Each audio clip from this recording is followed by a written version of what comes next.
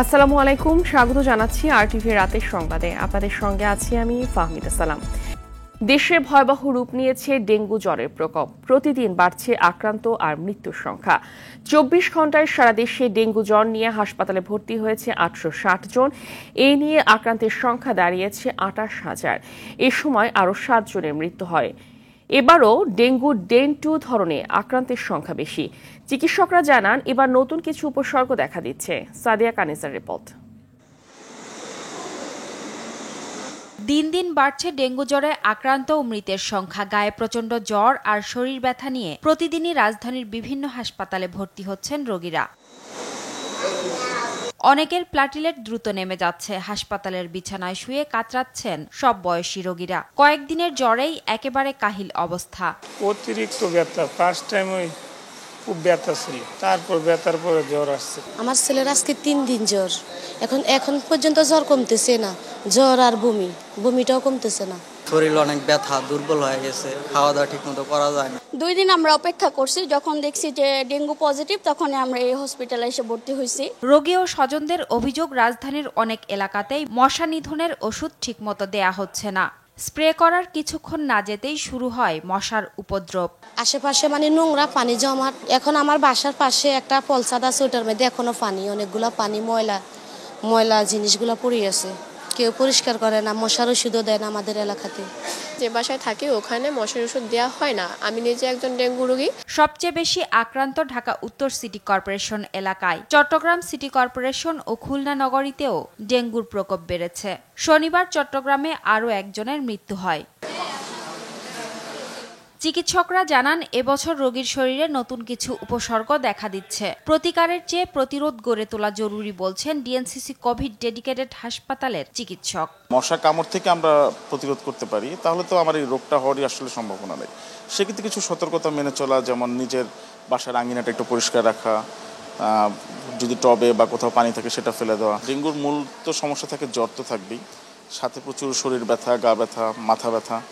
এইবার যে কিছু অ্যাটিপিক্যাল কিছু প্রেজেন্টেশন আমরা যেমন পাই, যেমন পাতলা পায়খানাটা খুব বেশি হচ্ছে, বমিটার সাথে থাকছে, অনেকের সাথে একটু কাশি নিয়ে আসছে, এগুলো হচ্ছে এইবারকার একটু ডিফারেন্ট প্রেজেন্টেশন আর কি। চলতি বছর এ পর্যন্ত ডেঙ্গু আক্রান্ত রোগী শনাক্ত হয়েছে 28,000, মৃত্যুবরণ করেছে 143 জন। সাদিয়া কানিজ, আরটিভি, ঢাকা।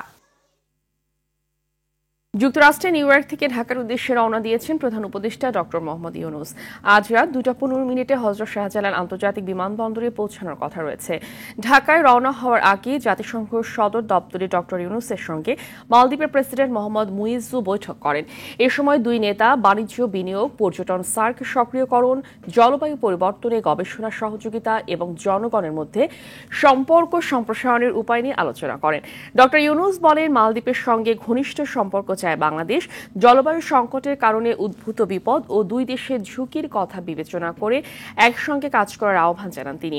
মালদ্বীপের প্রেসিডেন্ট তার দেশের নির্মাণ ও পর্যটন খাতে বাংলাদেশের শ্রমিকদের ভূমিকার প্রশংসা করেন।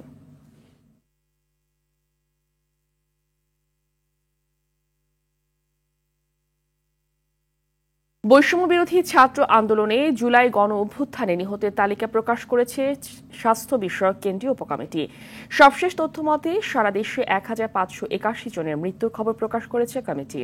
স্বাস্থ্য বিষয়ক উপকমিটির সদস্য সচিব তারেক রেজা বলেন, প্রাথমিক তালিকাটি জেলা প্রশাসকের নেতৃত্বে গঠিত কমিটি যাচাই বাছাই শেষে স্বাস্থ্য মন্ত্রণালয়ের কাছে চূড়ান্ত তালিকা প্রদান করা হবে। মৃত্যুর সংখ্যা আরও বাড়তে পারে বলেও জানান তিনি। অধরা ইয়াসমিনের রিপোর্ট। আগস্টে বৈষম্য বিরোধী ছাত্র আন্দোলন রূপ নেয় সরকার পতনে। হাজারো ছাত্র জনতার আত্মত্যাগের মধ্য দিয়ে গেল 5 আগস্ট দ্বিতীয় স্বাধীনতার স্বাদ পায় জনগণ। টিএসসিতে আয়োজিত সংবাদ সম্মেলনে 1581 জন ব্যক্তির তথ্য অন্তর্ভুক্ত করে ছাত্র জনতার আন্দোলনে শহীদ ব্যক্তিদের প্রাথমিক তালিকা প্রণয়নের কথা জানায় স্বাস্থ্য বিষয়ক উপকমিটি। আমরা যে শহীদ তালিকাটা প্রকাশ করতে যাচ্ছি, এটা বাংলাদেশের একটি ঐতিহাসিক সংবাদ সম্মেলন। এই সংবাদ সম্মেলনের মধ্য দিয়ে আমরা জাতিকে আজকে বলার সুযোগ পাবো কিভাবে কোন পদ্ধতিতে আমরা এই প্রক্রিয়াটা এসেছি। উপকমিটির সদস্য সচিব তারেক রেজা বলেন, জুলাই গণ অভ্যুত্থানে 31,000-এর বেশি ছাত্র জনতা আহত হন, তবে এটাই চূড়ান্ত নয়। যে আপডেটটা ছিল আপনারা জানেন 1423, তারপরে 2 জন শহীদ হয়েছেন, এবং আমরা আরও কিছু মিসিং ডেটা পেয়ে যেটি আসলে আমাদের 1581 আজকে দাঁড়িয়েছে। আরেকটি বিষয়ে প্রশ্ন আসবে যে 708 জনের যে স্বাস্থ্য মন্ত্রণালয় যে তালিকাটা প্রকাশ করেছে সেটির সাথে আসলে এটি সেটি তাহলে আসলে কি? প্রত্যেকটি জেলায় এই তালিকাটা পাঠানো হয়, পাঠানোর পরে বলা হয় যে আপনারা ভেরিফিকেশন করেন। তো সেই তালিকা থেকে যে তথ্যগুলো আসলে ভেরিফাই করা গিয়েছিল সেই তালিকায় কিন্তু 708 জনের সেটিও কিন্তু আপডেট চলমান। নাগরিক কমিটির সদস্যরা বলেন, জেলা কমিটিগুলোর মাধ্যমে সর্বোচ্চ চেষ্টা করা হচ্ছে যাতে প্রতিটি নাম ও তথ্য ভেরিফাই করা সম্ভব হয়। রেড জুলাই আমাদের সহায়তা করছে, আসুনে আমাদের সহায়তা করছে, হিউম্যান রাইটস সাপোর্ট সোসাইটি আমাদের সহায়তা করছে। এছাড়াও আমাদের কাছে আসলে সারা দেশের অনেক মানুষ যারা আসলে নিজ উদ্যোগে মানুষদের নিহত পরিবারদের বাসায় বাসায় গিয়ে ডাটাগুলা আমাদের কাছে আসলে পাঠিয়েছে। সারা দেশে বৈষম্য বিরোধী আন্দোলনের পক্ষ থেকে গঠিত স্বাস্থ্য বিষয়ক কেন্দ্রীয় উপকমিটি এবং জাতীয় নাগরিক কমিটির যৌথ প্রচেষ্টায় বৈষম্য বিরোধী ছাত্র জনতার আন্দোলনে শহীদদের প্রাথমিক তালিকা প্রণয়ন করা হয়। ফিগারটি দিয়েছিলাম সেটি কিন্তু ছিল অধরা ইয়াসমিন, RTV, ঢাকা। গুলি করে মানুষ মারার নির্দেশ দেয় শেখ হাসিনাকে বিচারের মুখোমুখি হতেই হবে। প্রয়োজনে বিশেষ ট্রায়ালে বিচারের হুঁশিয়ারি দিয়েছে নৌ পরিবহন উপদেষ্টা ব্রিগেডিয়ার জেনারেল অবসরপ্রাপ্ত সাখাওয়াত হোসেন। বলেন, আওয়ামী লীগ নৌশিদের মতো জঘন্য কাজ করেছে। এত কম সময়ে এত মানুষ কোথাও মরেনি। আর আইন ও সালিশ কেন্দ্রের পরিচালক নূর খান বলেন, গেল 15 বছরে আওয়ামী লীগের প্রশ্রয়ে 6000-এর বেশি ক্রসফায়ার করেছে র্যাব পুলিশ। মাদুর রহমান রুবেল জানাচ্ছেন বাকিটা। রাজধানীতে centre for government studies CGS আয়োজিত সংলাপে বক্তারা অন্তর্বর্তী সরকারের সংস্কারের প্রস্তুতি ও অগ্রগতি নিয়ে নানা প্রস্তাবনা তুলে ধরেন। এ সময় রাজনৈতিক দলগুলোর নেতারা রাষ্ট্র সংস্কারে সরকারের ধীরগতি নিয়ে হতাশা প্রকাশ করেন। এই সরকার যদি আগামী 1 মাসের মধ্যে সবকিছু নিয়ন্ত্রণ করতে না পারে, তাদের নিয়ন্ত্রণে সবকিছু না যায়, তাহলে আরেকটি 1-11 হবে। রাষ্ট্র তার একজন নাগরিককে হেফাজতে নিয়ে পরিকল্পিতভাবে তাকে গুলি করে হত্যা করছে। এইরকম সংখ্যা গত 16 বছরে 200-র উপরে। অন্তর্বর্তীকালীন সরকারের প্রতি আমরা অনেক আশাবাদী, আমাদের অনেক স্বপ্ন আছে তাদের থেকে। তবে উনাদের উপরে জোরপূর্বক অনেক বেশি চাপ দেওয়াটাও উচিত হবে না। সম্প্রতি বিভিন্ন বিশ্ববিদ্যালয়ে হত্যার সমালোচনা করে বক্তারা বলেন, মব জাস্টিস এখন ঘটছে বিষয়টি এমন নয়। গেল 15 বছরে এ ধরনের অনেক ঘটনা ঘটেছে। পিলখানা গণহত্যার পাবলিক কমিশন দরকার, ইমিডিয়েটলি করা দরকার। দ্বিতীয় গণহত্যা হয়েছে হেফাজতের উপরে, কোনো আলোচনা নাই। ওরা হুজুর, তাই ওরা মানুষ না দেশের। কিভাবে ডেমোনাইজ করা হয়েছে হেফাজতকে, কেন তাদেরকে ধরা হচ্ছে না? একটা ওই ময়মনসিংহে পাচ্ছি, একটা ওই এদিকে পাচ্ছি, হঠাৎ করে কেমন যেন একটা ভূতের মতন করে উদয় হচ্ছে, আর সেগুলো বলছে না। এইগুলাকে এক জায়গায় নিয়ে এসে এটার জবাবদিহিতা করতে হবে, সেটা যেই হোক না কেন। আমাদের রাষ্ট্র ব্যবস্থায় স্বৈরাচার যদি না আসে, আমাদের রাষ্ট্র ব্যবস্থায় এমন সংস্কার করতে হবে। সবাই নিয়ে এত মাথা ঘামানো কেন? আইন ও সালিশ কেন্দ্রের পরিচালক নূর খান বলেন, রাজনৈতিক দল হিসেবে শুধু আওয়ামী লীগ নয়, তাদের আইন শৃঙ্খলা ও গোয়েন্দা বাহিনী মানুষের নিরাপত্তা নিশ্চিত করার বদলে জীবন বিষিয়ে তুলেছিল। ক্রসফায়ার মানে তো দুই পক্ষের গোলাগুলি। এখানে আসলে দুই পক্ষের গোলাগুলি ছিল না, কোট আনকোট এটা ছিল ঠান্ডা মাথায় হত্যাকাণ্ড। এবং সংখ্যাটা যদি শুনতে চান আমার কাছে, আমার ধারণা 6000-এর উপর ক্রসফায়ারের শিকার গত 15 বছরে। এর আগের গুলি বাদ, 15-16 বছর এর আগের গুলি আমি বাদ দিচ্ছি। পুলিশকে মানুষের বন্ধু বানাতে বাহিনীর সংস্কার জরুরি বলে জানান সাখাওয়াত হোসেন। বলেন, ছাত্র অভ্যুত্থানে পুলিশের কর্মকাণ্ড দেখে মনে হয়নি তারা বাংলাদেশি। আপনি একা গুলি না করেন, হুকুম দিয়েছেন, আপনার তত্ত্বাবধানে এটা হয়েছে। They should be tried just like Nuremberg trial. এই আমাদের রেগুলার ট্রায়াল হবে কিনা আমি জানি না। আমি যখন দেখি এই পুলিশের কর্মকাণ্ড, আমার কাছে মনে হয় না আমাদের দেশের পুলিশ, বিশেষ করে লুঙ্গি পরে, গেঞ্জি পরে 7.62 রাইফেল নিয়ে দেওয়ার ইন অ্যাকশন। এরা কারা? নৌ পরিবহন মন্ত্রণালয়ের নাম বদলে জাহাজ ও বন্দর মন্ত্রণালয় করার প্রস্তাব দেবেন বলেও জানান তিনি। নৌকা কি কারো দাদার প্রপার্টি? জাহাজ ও বন্দর মন্ত্রণালয়। আমি তো নৌকা চালাই না। মাদুর রহমান রুবেল, RTV, ঢাকা। অন্তর্বর্তীকালীন সরকারকে প্রশ্নহীন রাখার চ্যালেঞ্জ তাদেরকেই গ্রহণ করতে হবে বলে জানিয়ে বিএনপির ভারপ্রাপ্ত চেয়ারম্যান তারেক রহমান বলেছেন, জনগণের সব অধিকার নিশ্চিত করতে পারে একমাত্র জনগণের দ্বারা নির্বাচিত সরকারই। স্বৈরাচার শেখ হাসিনার পতনে যারা ভূমিকা রেখেছে তাদের যথাযোগ্য মর্যাদার সাথে স্মরণ করতে না পারলে ইতিহাস কাউকে ক্ষমা করবে না বলেও জানান তিনি। সুফিয়ান ফারাবি তুলে ধরছেন বাকিটা। ঝিনাইদহে শহীদদের স্মরণে বিএনপির বিশাল এই জনসভা। অনুষ্ঠানে প্রধান অতিথি ছিলেন দলের ভারপ্রাপ্ত চেয়ারম্যান তারেক রহমান। অন্তর্বর্তী সরকারের প্রতি সব ধরনের সহযোগিতা অব্যাহত রাখার বার্তা দিয়ে তিনি বলেন, প্রশ্নহীন থাকার চ্যালেঞ্জ সরকারকেই গ্রহণ করতে হবে। তাদের প্রতি সেদিনও আমাদের সমর্থন ছিল, আজও আমাদের সমর্থন থাকবে। তবে এখানে একটি কিন্তু রয়েছে প্রিয় ভাই বোনেরা, তাদের প্রতি আমাদের আস্থাকে প্রশ্নহীন রাখার চ্যালেঞ্জ কিন্তু তাদেরকেই নিতে হবে। জুলাই আগস্ট সহ বিগত 16 বছরে যারা স্বৈরাচার পতনে ভূমিকা রেখেছে তাদের সবাইকে যথাযোগ্য মর্যাদা দেওয়ার গুরুত্ব তুলে ধরেন তিনি। সবার অবদানকে আমরা যদি মর্যাদা দিতে ব্যর্থ হই, কিংবা 17 বছর ধরে অবিরাম আন্দোলনে গুম খুন হামলা মামলা আর নির্যাতনে পৃষ্ঠ লক্ষ লক্ষ রাজনৈতিক কর্মীর অবদানকে যদি আমরা যথাযথ মূল্যায়নে সমর্থ না হই, তাহলে ইতিহাস কিন্তু আমাদের কাউকেই ক্ষমা করবে না। সব সমস্যার সমাধান ও জনগণের অধিকার নিশ্চিত করতে নির্বাচিত সরকারের কোনো বিকল্প নেই বলেও মনে করেন তারেক রহমান। জনগণের নিরাপত্তা, প্রাত্যহিক সুবিধা সবকিছুই কিন্তু দিতে পারে একমাত্র জনগণ দ্বারা নির্বাচিত একটি সরকার। যৌক্তিক সময়ে নির্বাচন আয়োজনে অন্তর্বর্তী সরকারকে প্রয়োজনীয় পদক্ষেপ নেওয়ার আহ্বান জানান তিনি। এখন আমাদেরকে জনগণের প্রত্যাশা অনুযায়ী দেশকে গড়ে তুলতে হবে।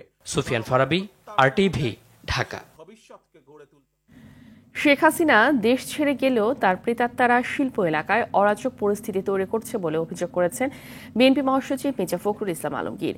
জরুরি ভিত্তিতে টাস্কফোর্স গঠন করে দেশের শিল্প প্রতিষ্ঠানকে রক্ষার আহ্বান জানান তিনি। গাজীপুরে কোনাবাড়িতে শ্রমিক সমাবেশে এসব কথা বলেন তিনি। বিলাল হোসেনের রিপোর্টে বিস্তারিত। ঔষধ শিল্পে নৈরাজ্য চেষ্টার প্রতিবাদে শ্রমিকের ন্যায্য মজুরি পরিশোধের দাবিতে গাজীপুর জেলা ও মহানগর বিএনপির শ্রমিক সমাবেশ।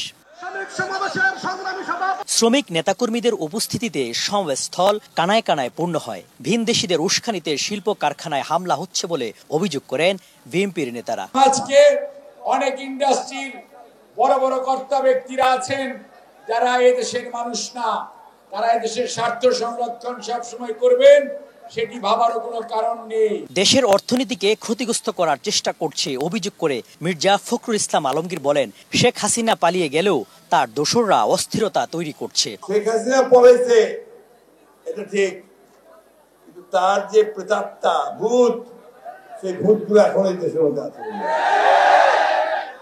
তারা ভুলতে পারে না, তারা এখানে যে চুরি চামারি দুর্নীতি লুট করে যে সাম্রাজ্য গড়ে তুলছিল, দেশের বাইরে সম্পদ পাঠিয়ে দিয়ে অসংখ্য সম্পদ তৈরি করছে, দেশের ভিতরে তারা বিরাট বিরাট বাড়ি ঘর তৈরি করে, খামার তৈরি করে, ব্যবসা বাণিজ্য তৈরি করে লুটে নিয়েছে পয়সা। ওই যারা করেছে তারা এটা ভুলতে পারে না।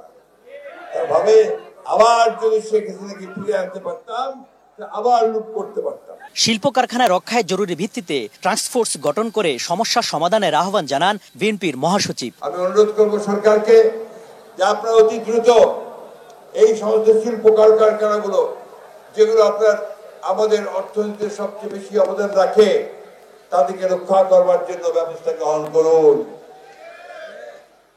টাস্কফোর্সের ভিত্তিতে, জরুরি ভিত্তিতে আপনারা এই ব্যবস্থা গ্রহণ করুন। দেশের অর্থনৈতিক চাকা সচল রাখতে হলে এসব শ্রমিকরা চান ন্যায্য পাওনার পাশাপাশি অস্থিরতামুক্ত শিল্প কারখানার পরিবেশ। ফ্যাসিস্টের দোসররা যাতে আর শিল্প কারখানায় নৈরাজ্য সৃষ্টি করতে না পারে, শ্রমিক সমাবেশ থেকে নেতাকর্মীদের নির্দেশ দিল বিএনপি। গাজীপুর কোনাবাড়ি থেকে বিলাল হোসেন, আরটিভি। অন্তর্বর্তী সরকার ব্যর্থ হলে বাংলাদেশ ব্যর্থ হবে, ছাত্র জনতার আন্দোলন ব্যর্থ হবে বলে মন্তব্য করেছেন জামাতের আমির ডাক্তার শফিকুর রহমান। শনিবার বিকেলে পাবনা সরকারি এডওয়ার্ড কলেজ মাঠে বৈষম্য বিরোধী ছাত্র আন্দোলনে নিহতদের পরিবারের সঙ্গে সাক্ষাৎ ও সুধী সমাবেশে যোগ দিয়ে এমন মন্তব্য করেন তিনি। এ সময় অন্তর্বর্তীকালীন সরকারের দৃষ্টি আকর্ষণ করে তিনি বলেন, দেশ সংস্কার সুষ্ঠু না হলে সুষ্ঠু নির্বাচন করে লাভ নেই। অন্যদিকে নড়াইলে জামাত ইসলামী সেক্রেটারি জেনারেল অধ্যাপক মিয়া গোলাম পরোয়ার বলেন, ছাত্র জনতার বুকের তাজা রক্তের বিনিময়ে ফ্যাসিস্ট আওয়ামী লীগ সরকার বিদায় হলেও তাদের প্রেতাত্মারা অন্তর্বর্তী সরকারের বিভিন্ন কর্মকাণ্ড বাধাগ্রস্ত করতে ষড়যন্ত্র চালাচ্ছে।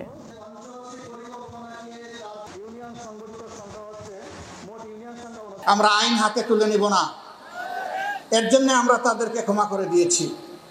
কিন্তু গণহত্যার জন্য, গণধর্ষণের জন্য, মানুষকে আয়না করে পাঠিয়ে গুম করার জন্য, হাজার হাজার লক্ষ লক্ষ তরুণ যুবক যুবতীকে গুলি করে তাদের জীবন উলটপালট করে দেওয়ার জন্য বিচার তাদের অবশ্যই হতে হবে। সচিবালয়ে গিয়ে কথা বলে যদি তাদের কথা থেকে আওয়ামী লীগের গন্ধ পাওয়া যায়, আমরা তাদেরকে বরদাস্ত করব না।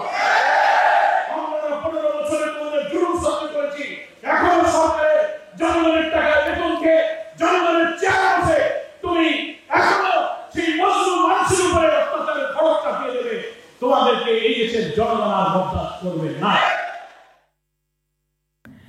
পাঠ্যপুস্তক সংশোধন ও পরিমার্জনের জন্য গঠিত 10 সদস্যের সমন্বয় কমিটি বাতিল করা হয়েছে। শিক্ষা মন্ত্রণালয়ের মাধ্যমিক ও উচ্চশিক্ষা বিভাগের সিনিয়র সহকারী সচিব ইয়ানুর রহমানের আদেশ থেকে এ তথ্য জানা যায়।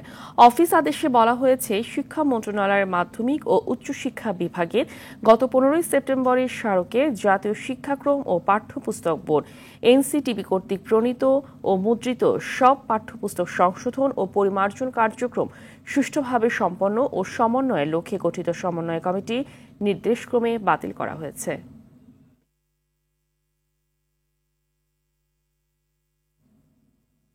এবার আন্তর্জাতিক প্রসঙ্গ।